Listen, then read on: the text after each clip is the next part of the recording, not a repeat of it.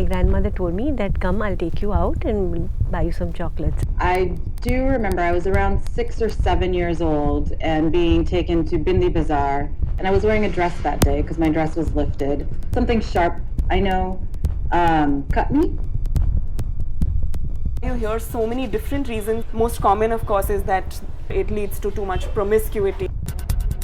You are pinning her down, spreading her legs apart and, doing something that she's not even aware of. People believe that they are doing it for religious reasons, but it's not in the Quran, it's not mentioned in the Quran.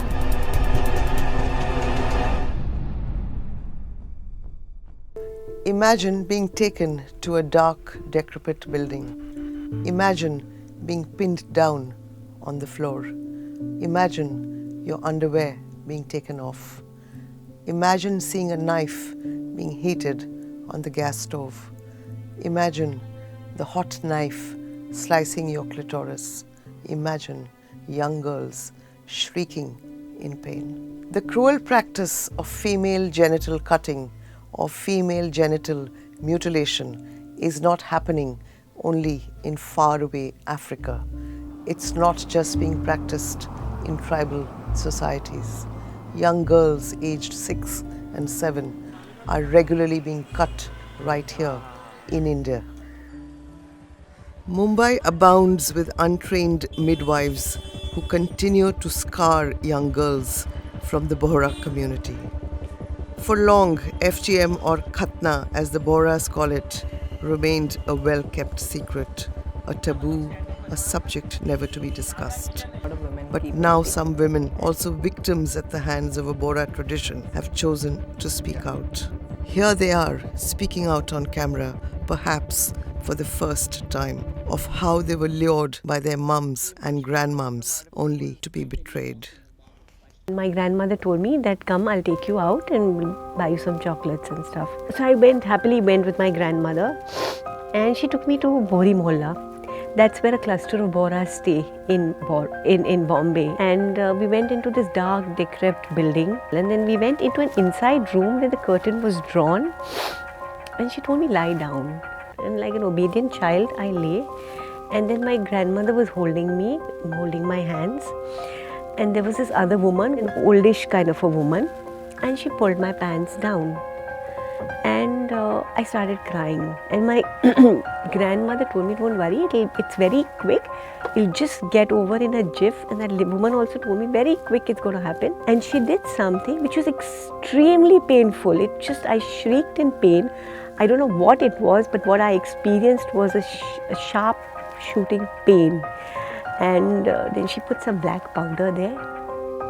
I just came home and I just cried and cried and cried. And there was a lot of pain which was there.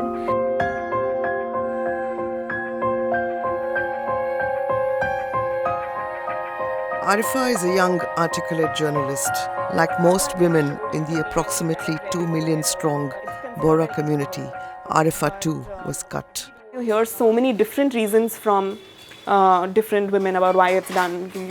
Most common, of course, is that this is unwanted skin because it is the source of sin or the kind of pleasure that women shouldn't be having, or it leads to too much promiscuity. But there is no scientific basis to that.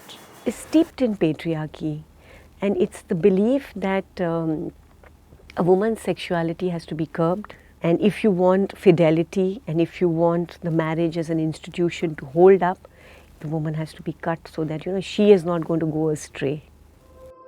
The sad truth to this painful process is the fact that it is a practice being done to women by other women.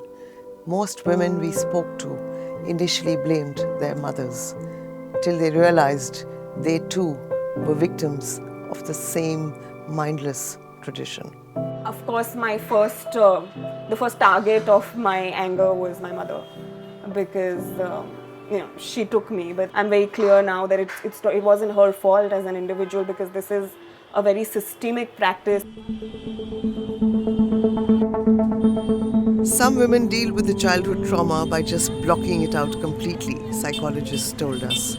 Zara Patwa, an America-based technology project manager, found out only when she was 44 years old. When the video of my family member came out, after that was when they told me that it was done to me. So I was kind of in an emotional state. It is so traumatic for young girls and does not fit with our educated community. It seems like one of those things that we should just let go of and move on.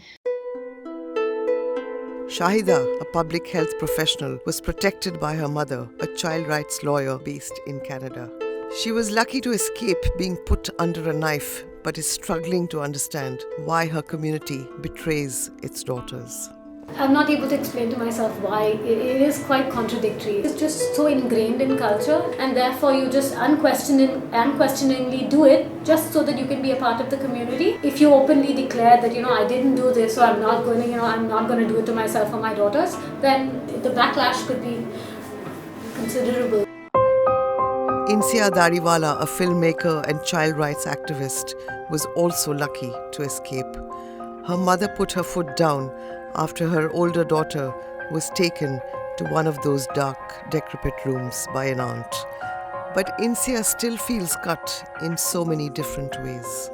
The fact that I had not been cut actually went against me too, because I was still cut off. Functions, certain ritualistic functions that happen with young girls. So these are things that I was never involved in.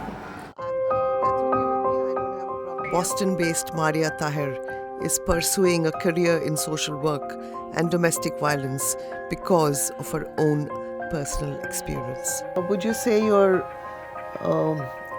emotionally damaged? No, not, but it did for many years. It's something I had to come to terms with. I think all of that has made me the person that I am. Are you psychologically scarred? Yes. Definitely. I never confronted myself with it also. Female genital mutilation is recognized internationally as a violation of the human rights of girls and women, in addition to the threat it constitutes to their health and lives. The United Nations has declared female genital mutilation a human rights violation, but there is no such ban in India. Young girls are still being taken to midwives and to doctors in Bohra-run hospitals. The Sayyidna, or high priest, refuses to engage. We tried to meet with his representatives but failed. An anonymous Bohra woman petitioned the Sayyidna in 2011 but drew a blank. Masuma, Arifa, Insya, and many others have put their names to an online petition that is gathering steam with over 40,000 signatures. In Mumbai, we met Nusrat Bharucha, prominent Bohra face and Bollywood actress who at first agreed to only a tape-recorded interview. Soon, however, we got a message from her saying she wants to be on camera along with her parents. Were you party to the decision to not have your daughter be put through the same practice? I said, no way, I'm not insisting at all. Just let her grow naturally. There's no need to go through all that. Because it lingers on, it carries forward with a woman all throughout her life. The fight against FGM is picking up slowly. A conviction in Australia in November, where a nurse and a mother are set to go to jail, has led to chatter within the community. A lot of women who still support the practice call the clitoral hood haram ki boti, or immoral lump of flesh. But listen to the brave women and you'll know it's about deceit and betrayal and a grave form of abuse on young, impressionable minds and bodies.